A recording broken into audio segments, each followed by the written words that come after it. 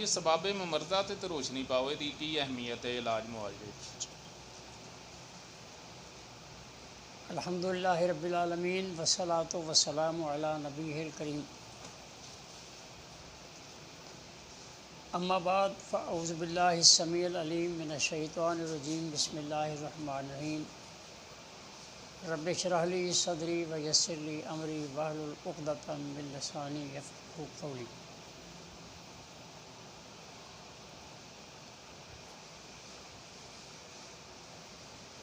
اسباب ممرضہ معنی اور مفہوم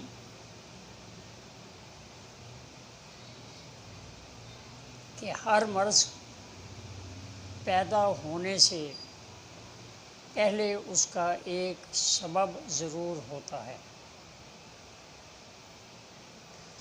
جب تک سبب نہ ہو مرض نہیں ہو سکتا۔ مرض کوئی بھی ہو اور جب تک اس مرض کے سبب کو سمجھا نہ جائے مرض دور نہیں ہو سکتا۔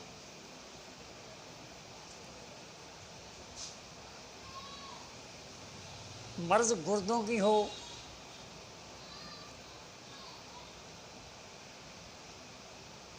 پیٹ میں پانی پڑ چکا ہو، دل کے وال بند ہو چکے ہوں، بلڈ پریشر ہائی یا لو، جسم میں پین اور دردوں کا ہونا، گویا کہ تمام امراض کو سمجھنے کے لیے یہ بہت ہی ضروری بات ہے کہ اسباب ممرضہ کو سامنے رکھا جائے۔ اسباب ممرضہ مختصر الفاظ میں یوں سمجھ لے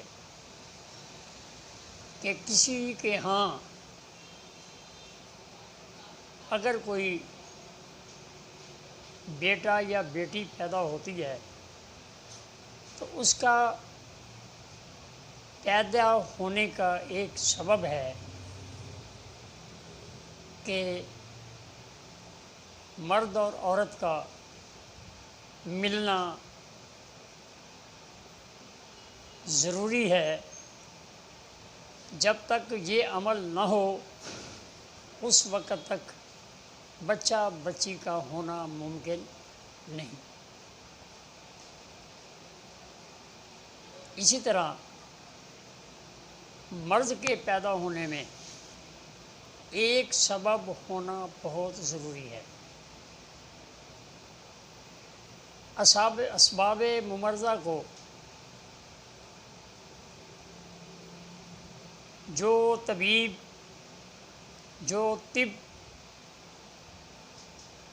جو علاج معالجہ کرنے والا کوئی بھی طریقہ علاج اگر اسباب ممرضہ کو نہیں سمجھتا تو وہ کبھی بھی علاج معالجے میں کامیاب نہیں ہو سکتا۔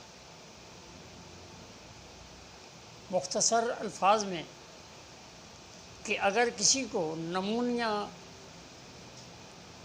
ہو گیا ہے تو اس کا سبب یہ ہے کہ اس کو سردی کی وجہ سے نمونیا ہوا ہے۔ اب سردی کے ہونے کا سبب سامنے ہو کہ سردی کا موسم یا سرد چیزوں کا استعمال، اسی طرح اگر کسی کو یرقان ہو چکا ہے تو اسباب ممرضہ یعنی مرض کا سبب گرمی کی غذائیں یا گرمی موسم کی وجہ سے اس کا بیمار ہونا، اسی طرح اگر کسی کو حیضہ ہو چکا ہے تو اس کا سبب یقیناً رطوبت کا بڑھ جانا، پانی کا، رطوبت کا زیادہ استعمال ہونا یہ مرض کا سبب ہوگا۔ جب تک رطوبت والے مرض کو دور کرنے کے لیے دو چیزوں کا طبیب کے سامنے ہونا ضروری ہے۔ ایک تو جس کے سبب وہ مرض پیدا ہو رہی ہے اس سبب سے اس کو دور کر دیا جائے۔ اگر جرکان والے مریض کو اگر گرمی سے دور نہ کیا گیا، اس کے غذا میں انڈے گوشت بند نہ کیے گئے، تو دنیا کی کوئی دوائی اس کا یرقان دور نہیں کر سکتی۔ نمونیا والے مریض کا مرض کا سبب اگر سردی ہے تو سرد چیزیں، خشک چیزیں اور موسم کا مد نظر رکھنا بہت ضروری ہوگا۔ دوا تو نمونیا والے کو گرم دے دی جائے، لیکن اس کی برف والا پانی یا دہی لسی یا ترش چیزوں کا استعمال نہ روکا جائے تو سوال ہی پیدا نہیں ہوتا کہ اس کی مرض دور ہو جائے۔ اسباب ممرضہ سمجھنے کے بعد اب ہمارے پاس ایک قانون موجود ہے کہ ہم نے نمونیا والے کو کس علاج سے، کس دوا سے اس کو ہم نے ٹھیک کرنا ہے۔ اگر کسی کو یرقان ہے تو پہلے اس کے سبب کو دور کیا جائے، پھر اس کے لیے گرم غذاؤں کو بند کرنے کے بعد پھر تری والی چیزوں کا استعمال کرایا جائے۔ اگر اس کی غذا کو اور موسم گرم یہ اس کے مرض کا سبب ہے، اگر اس کو دور نہ کیا گیا تو صرف شربت اور رطوبت کے بڑھانے سے اس کا مرض ختم نہیں ہوگا۔ ہر مرض کا ایک سبب ہے۔ آج بڑے ہی افسوس سے، بڑے ہی دکھ سے میں یہ بات کہوں گا کہ گردوں کے مریض بہت زیادہ، دل کے مریض بہت زیادہ، دردوں کے مریض بہت زیادہ، بلڈ پریشر کے مریض بہت زیادہ، اور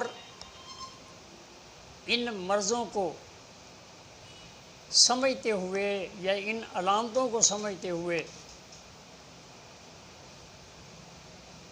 بہت ہی زبردست طریقے سے ہسپتال نئے سے نئے روز بروز بڑھتے جا رہے ہیں۔ دل کے علاج معالجے کے لیے نئی سے نئی ادویات کا انتخاب کیا جا رہا ہے۔ ہاسپٹل زیادہ سے زیادہ بنائے جا رہے ہیں، لیکن اسباب ممرضہ منہ موڑا جا رہا ہے۔ مرض کے سبب جو ہیں وہ اپنی جگہ، بلکہ اس سے بھی زیادہ تیزی میں ہمارے معاشرے میں بڑھتے جا رہے ہیں۔ ہم طب کا یہ پیغام پاکستان کے مفکروں کو، مدبروں کو، ذمہ دار لوگوں کو، حکمرانوں کو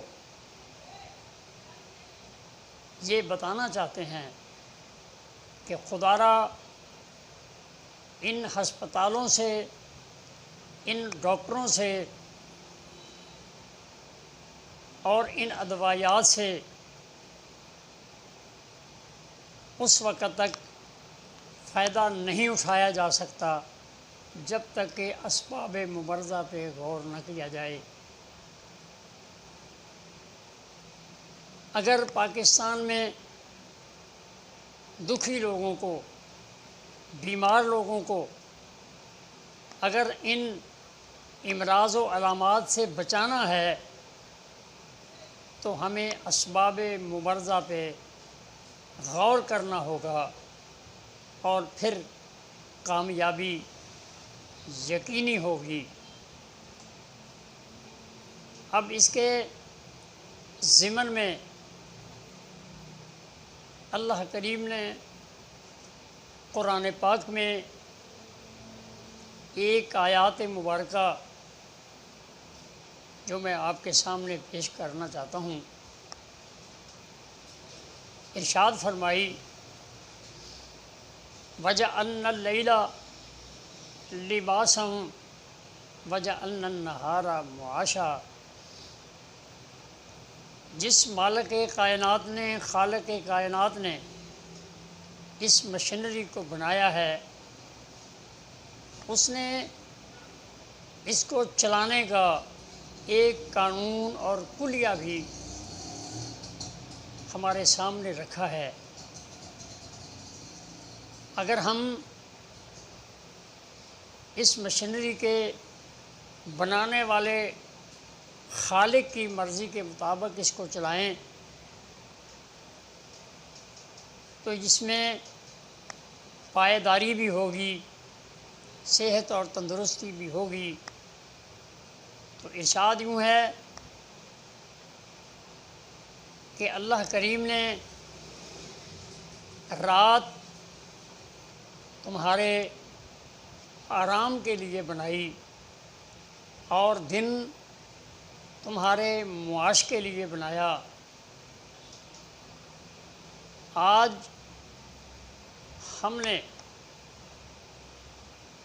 دن اور رات کی پہچان ختم کر دی۔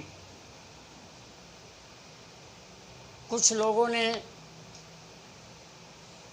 دن کو رات بنا لیا اور کچھ لوگوں نے رات کو دن بنا لیا۔ ان بے ربطگی میں بیماریاں ہمارے جسموں میں امڑ آئی۔ طب کی نظر میں اگر دیکھا جائے، ان دو آیات مبارکہ کی روشنی میں اسباب ممرضہ کو بڑے ہی اچھے انداز سے سمجھا جا سکتا ہے۔ سونا اور جاگنا جو کہ اللہ نے رات کا حصہ بنایا ہے، اس کا تعلق دماغ و اعصاب سے ہے۔ سونا اور جاگنا اگر درست نہ ہو تو سمجھ لیں کہ اس کے دماغی سسٹم میں خرابی آ چکی ہے۔ اور اگر کھانا اور پینا اگر اس کا درست نہ ہو، اللہ کریم نے اس آیات کے غور و فکر کرنے میں ہمیں کھانے پینے کا ٹائم، سونے جاگنے کا ٹائم، تھوڑا کھانا زیادہ کھانا، اس کا ایک باقاعدہ قانون موجود ہے۔ ہم سونے اور جاگنے کو، کھانے پینے اور کام کاج کو اس آیات کی روشنی میں اگر ہم مکمل کر لیں تو ہمارے قلب و عضلات، جن کا اللہ نے کھانے اور پینے کا ایک ایسا ربط جوڑا ہے کہ بھوک اور پیاس قلب و عضلات کے تحت ہے، اگر ہمارا سونا اور جاگنا درست ہو جائے، کھانا اور پینا اگر درست ہو جائے، تو ہمارے قلب و عضلات صحت مند ہیں، ہمارا دماغ و اعصاب صحت مند۔ ان دو چیزوں کو درست اور مکمل کرنے میں اگر ہم توجہ کر لیں، اس کو سمجھ لیں، تو ہمارے جگر و غدد کا جو عمل ہے وہ ہے بول و براز، پیشاب پخانہ،